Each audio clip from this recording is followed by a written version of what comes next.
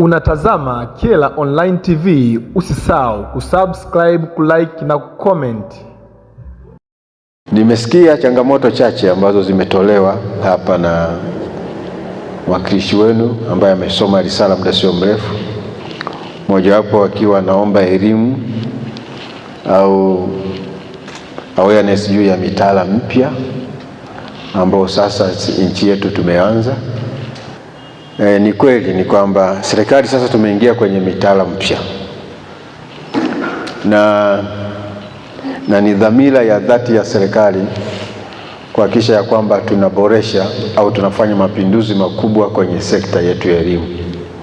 Kwa katika mapinduzi ya makubwa ambayo yanafanyika kwenye serikali yetu ni pamoja na uboreshaji wa mitaala tulio nayo. Wanasema mwanzo huwa una shida, lakini nadhani tukishafika katikati tutakuwa take off, tutakuwa tumeenda kwenye stage inayofuata kwa sababu tutakuwa tumezoea. Na mimi naahidi ya kwamba tutaenda kukaa na wenzetu tulionao kwenye mkoa, tutafute namna ya walimu wetu atisi wapate mafunzo haya kwa ajili ya mitaala mpya. Hili ni jambo jema, kwa sababu tusipofanya tutatengeneza wanafunzi wa namna gani ambao hawataweza kufundishwa kwa kiwango kile ambacho kinatakiwa. Hili ni jambo jema kabisa, na tumechukua, tutashirikiana na ninyi chama cha walimu, sio kwenye mkoa tu, ikiwezekana tukafanya mpaka kwenye wilaya, tuhakikisha kwamba walimu wetu tunawakusanya wanapata mafunzo hayo.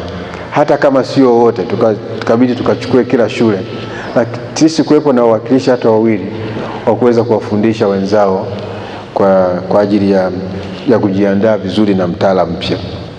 Ndugu zangu walimu, tunatambua sana umuhimu wenu, na ndio maana wakati mwingine umesema changamoto hapa ya kwamba kuna walimu wengine wanahama. Ni kweli, lakini sasa hili ni mtambuka sana. Yes, sheria zetu zinaruhusu mtu kuhama kwenda sehemu nyingine. Wakati mwingine tunaruhusu, siku hizi tunaruhusu kuwafuata wenza, wako mbali anafuata wenza. Sasa msije mkaniuliza na sisi wababa vipi?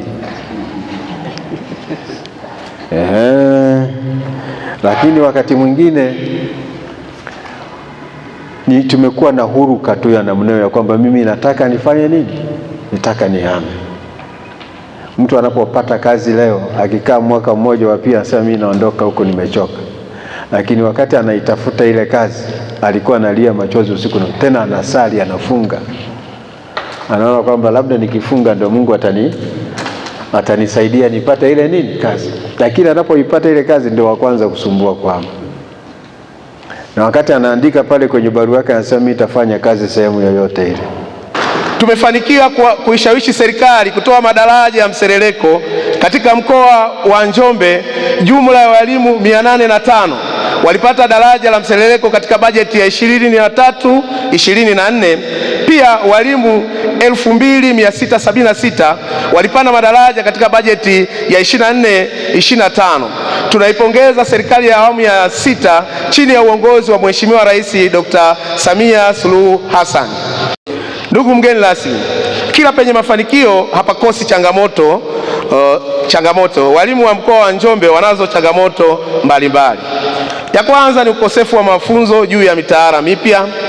Ndugu mgeni rasmi, tunaipongeza serikali kwa kuanzisha mtaala mpya wa amali, lakini kumekuwa na changamoto ya ukosefu wa mafunzo ili walimu wapate maarifa juu ya mtaala huu mpya unaoleta ukombozi katika taifa na kuondoa tatizo la ajira nchini. Sambamba na hili, pia upo ucheleweshaji wa vifaa vya kujifunzia na kufundishia. Upungufu wa walimu pamoja na serikali kuendelea kuajiri walimu, bado kumekuwa na upungufu wa walimu katika shule za msingi na sekondari. Sehemu ndogo inasababishwa na walimu kuhama kwenye baadhi ya halmashauri. Tunaiomba serikali iajiri walimu na kutengeneza miundombinu kwenye halmashauri zenye changamoto ya walimu kuhama ili kupunguza teaching load kwa walimu wetu. Unatazama Kyela Online TV, usisahau kusubscribe, kulike na kucomment.